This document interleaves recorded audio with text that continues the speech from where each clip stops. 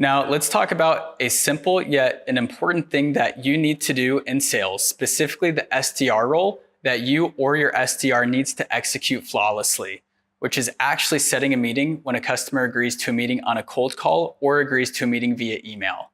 How do you actually put the meeting in the calendar? Time is money in sales. So ideally, you set a meeting before you get off the phone on a cold call or quickly after getting a positive initial email response from a customer. Now, how do you actually create the meeting invite? If you're setting a meeting using Google Workspace, which is commonly used, click into the day and time that works for the customer in the calendar and add a title.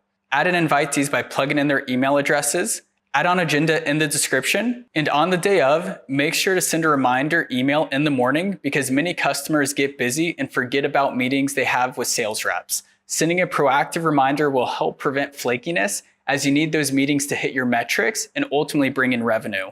Let's talk about discovery calls, which are the epitome of sales because they set the tone for the whole buying relationship. In some companies, as an SDR, you just need to set your account executive up for success in the meeting and get them the notes ahead of time and kick off the call smoothly. In other roles at other companies, as an SDR, you'll actually have the opportunity to run the whole discovery call yourself. Let's look at both setting up the call successfully and kicking off the call successfully, and then running an actual discovery call yourself. Again, discovery calls are the epitome of the sales cycle because they really do set the tone for the relationship and the opportunities that are to come. Typically in the SDR role, you don't have to run a full discovery call at first. Although towards the end of your tenure and as you get ready to get promoted, we encourage you to take on that responsibility by asking your account executive to see if they will let you. When I was at Dell as an SDR, I actually ran a lot of discovery calls. My friends at Oracle who started out as SDRs mostly just set meetings for their account executives and prepared the account executive for the meeting and then sat back and watched the call and then passed it on to them. Eventually, a lot of my colleagues got the opportunity and more experience to run their own calls because their AEs trusted them. But at Dell from day one, I ran the full discovery call process and was tasked with qualifying opportunities before passing the opportunity on to any account executive. So depending on how your organization is structured, be prepared to qualify out and actually hop on a call just in case your organization tasks you with doing that. Now, some rules of thumb. Once you set a call with your account executive, you need to share your notes and any other context you have prior to the call to set them up for success. Ideally, when you talk to a prospect on a cold call or send a cold email, you're going to get a bit of intel around their budget, authority, need, and timeline, and qualify the opportunity. The more qualified the opportunity ahead of time, the more your account executive and leadership will thank you. Of course, you also want to qualify what the customer is interested in talking about, so you're not hogging the agenda. Sometimes customers will just take a meeting and you don't have any context, and that's okay too, because ultimately you want to get the meeting set for an account executive or yourself to better explore the opportunity. But the more context you can get, the better. If you want to go above and beyond as an SDR, collect context around the following to set your account executive up for success in the call, to make them look good and to make you look good in the process. For example, what is the customer interested in? What are their current technology investments? What are their pain points and their goals? Write it all down and include any info you learned on the organization and any info personal to the individual by looking at their LinkedIn profile ahead of time. The more communication you can have with your leadership and account executive on what they want to see in those meetings, the more successful you will be as an SDR. And if you are the AE, make sure you're communicating what info best helps you run a successful meeting if you're aligned to SDRs. Now let's talk about executing the kickoff of a discovery call and the handoff to an account executive. Kick off the call on the right foot by building rapport out of the gate and being a chameleon. Mirror and match the style of the customer. Are they excited or are they down? Be that way, but get to the point. That's the ultimate way to build trust. People appreciate people who respect their time. And kick off the call with the purpose, the plan, and the outcome of the call with the clear agenda. Lay out the structure and get the customer's buy-in on if the structure and approach looks good. An example of doing that is, hey, is there anything else you're looking to get out of the call today? Because typically the customer will give you the answers to the test and tell you if your plan was in line or not. Maybe there's other things that you need to call out to maximize the call to make it a success. Just to double click into it, it's actually one of the most important questions you can ask. What were you hoping to get out of this call? Beyond presenting a structured agenda and getting the customer's buy-in and clarifying if there's anything else they want to cover in the call to make it a success, recap past context from previous conversations.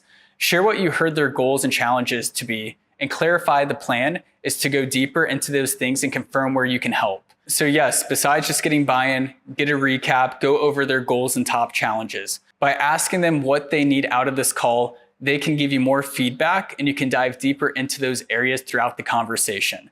And of course, sales is outcome oriented and every interaction matters. You can share the intended outcome for the meeting as well with the customer, and they're gonna feel good.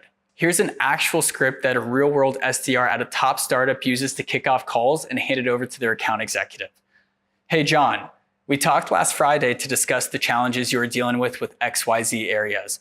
This is your account executive who has experience working in the space over a handful of years, working with similar customers like yourself. The main goal of the call today is to understand your challenges a bit further, talk a little bit about what your company does, and see if there is a good fit for our solution that you are looking at and figure out next steps together and take it from there.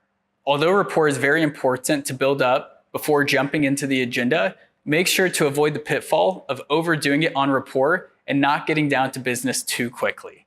Unless you have something incredibly common with the customer, like your mom is their mom's best friend, try to get to the point and give your AE some room to shine. Now, if you're running your own discovery call, same rules apply. Don't skip out on rapport and don't step over it because you don't want to come across too transactional as well.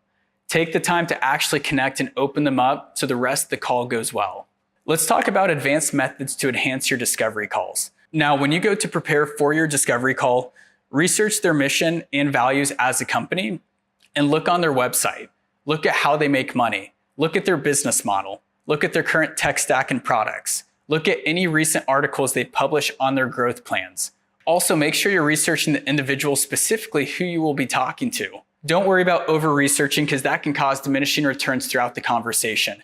Be curious and make sure you're only talking about 30% of the time and listening 70% of the time.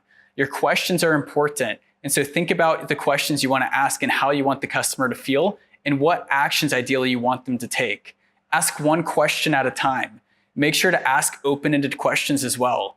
Ask about the customer's business model. After all, we're going to solve a business need for them. Ask questions about their current tech stack. Always make sure to talk about the business before you get technical.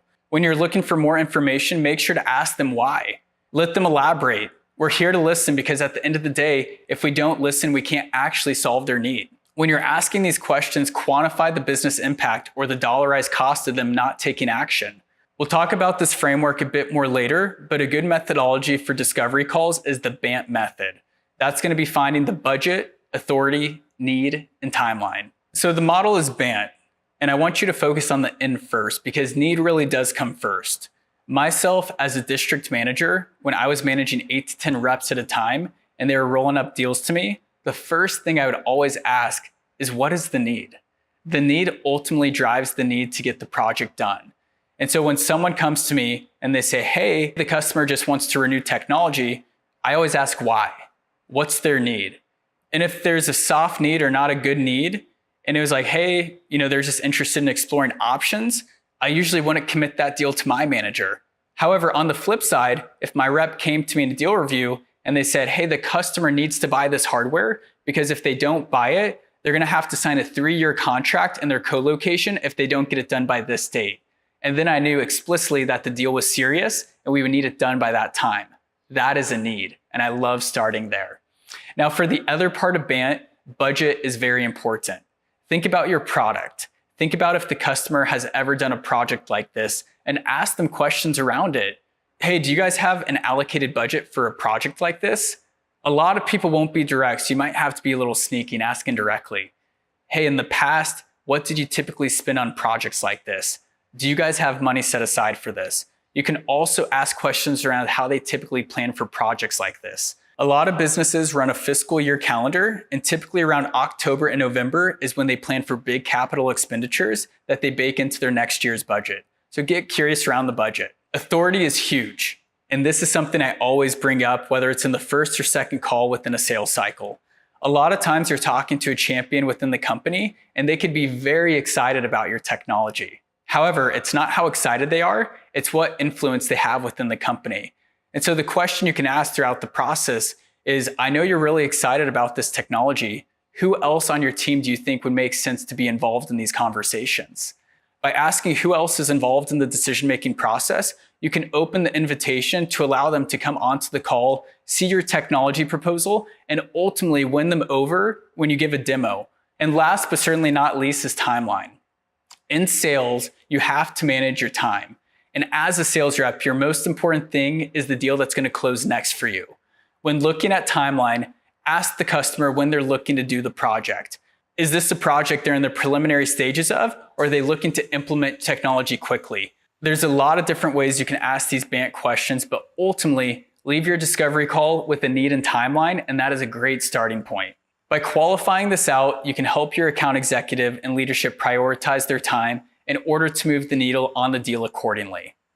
Once you get all this information, you always have to be closing, and it's no different on a discovery call. When you go to close the call, reinforce the value-based pain points that they shared with you and go ahead and set up next steps. That next step could be handing it over to your account executive. It could be setting up a demo. It could also be progressing the deal from 10 to 30% in your Salesforce pipeline, although you won't tell them that. But nonetheless, you do want to set next steps for them. The best time to set the next step is on the call. And so typically at the end of the call, what I will do is I will say, hey, based on what we talked about today, we'll need about a week to collect ourselves and figure out the best next steps given your initiatives. What does your schedule look like next Wednesday afternoon? I try to get very specific so they can open up their calendar and we can schedule the time then. The worst thing you can do as a sales rep is let everything fall back into your email and try to get another meeting with them. Let's talk about CRM best practices. For a lot of companies, your CRM is your lifeline. This is how executives and VPs will look at how the organization is performing. And this will be different for each company, but there are some general rules of thumb to follow. Put your notes in your CRM. Your CRM typically lives in the cloud and allows everyone access to your call notes and data. Don't keep it local. Writing it down on a piece of paper or locally stored is no good for your company or for your leadership. Your sales efforts are only as strong as your data, so make sure you're adding the info into your CRM. You have to understand that the flow of information flows upward, and it is critical to your company. Additionally, you work with a team of people, so make sure they have access to all those notes as well, and be mindful of keeping everything updated. You have to recognize how the flow of information works within your organization. Knowing how information flows is crucial because when you give data point to your manager, he takes that same data point and 9 other data points from everyone else on your team, puts it together into a singular data point, and gives that up to his senior leader. Understand how things flow and be mindful of reporting up the chain so your manager can present your results in the best light. Make sure you are updating opportunities and actions every day. You're tracking your calls. You're inserting and progressing your opportunities with the correct revenue amount at the correct stage. Leverage your CRM to create follow-up reminders. That way you're not having to think much and you get reminded automatically and putting yourself in a sequence. You're not having to think as much and you're just executing. Let's talk about a day in the life. One quote that I like to think about from Atomic Habits is you will never rise to the level of your goals, but you will fall to the level of your habits. Every day you want to step into the batter's box and get a base hit. Control the controllables and don't worry about getting that $10 million deal right off the bat and showing up and hitting a grand slam. Show up every day and be consistent, and that's how you're going to get promoted and have success within your organization. Going back to CRM hygiene and creating processes for yourself, a little hack I used to teach my reps at Dell is have a qualification cheat sheet ready on your discovery calls. Maybe it's BANT, maybe it's a list of things we care about like server storage, backup, disaster recovery to make sure you qualify out each area. But regardless of how you structure it, add them into a template and so you can use that for every call. More often than not, when you're dealing with a lot of customers, it's hard to remember all the things that you talked about on each call. So I also had my reps make a personal notes tab on each of their templates so they could remember personal things about the customer. Within that personal section, we'd write things down like getting their house remodeled, or just had a kid, or big time Denver Broncos fan, or something that would help us build rapport with them on that next call that we would put into the CRM. So not just us, but the whole account team could understand more about our technical influencer. It's important to realize even in high velocity segments that there's a human on the other end of the phone, and you want to maintain the best relationship and give them the best customer experience throughout the whole sales process. Last but not least, you need to own the sales process head to toe and live and die by your calendar. One of our top directors at Dell had a saying called Forward 40. Forward 40 meant that you should strive to have 40 meetings on your calendar in advance at all times, because reps that are prepared for their upcoming weeks are going to be ready to crush it. A lot of times when you keep meetings in your inbox instead of your calendar, things can be overlooked or even forgotten about. The biggest thing you can make is the commitment to yourself, and top reps live and die by their calendar, as it should be. By keeping meetings on your calendar, you can plan your schedule more effectively. This can help you avoid overbooking or double booking yourself and ensure that you have enough time to focus on other important tasks, such as prospecting or preparing proposals. By scheduling your meetings and appointments on your calendar, you can ensure that you have enough time to prepare for each meeting, as well as time to follow up with clients and prospects after the meeting is over. As you wrap up your calls, make it a habit to always set the meeting then and there, and never leave a call unless you have a follow-up calendar invite set. Even if there is no mutual interest at the time and you have to set it for 6 to 12 months out, go ahead and do it. Forward 40 is a game changer for top sales reps and can make the difference in building sustainable relationships and hitting your quota.